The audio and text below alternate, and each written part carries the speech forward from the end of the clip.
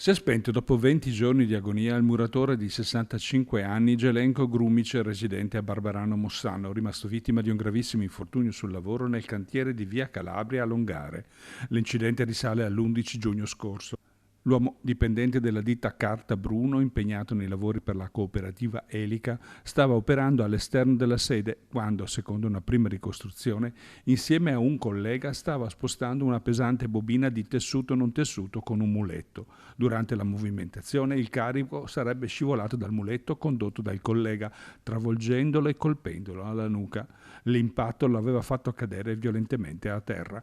Le sue condizioni erano apparse subito disperate. Soccorso dal SUEM 118, era stato trasportato d'urgenza al San Bortolo di Vicenza, dove è rimasto ricoverato in condizioni critiche fino al decesso. La Procura di Vicenza ha aperto un fascicolo per omicidio colposo per accertare la dinamica dell'infortunio e verificare l'eventuale presenza di responsabilità.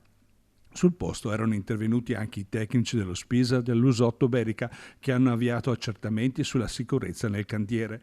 La morte di Grumic, che lavorava per la Bruno Carta da 25 anni, riporta al centro il tema delle morti sul lavoro. L'uomo lascia la moglie e 2 figli, oltre al dolore di colleghi e amici che lo ricordano come un lavoratore esperto e una persona stimata da tutta la comunità.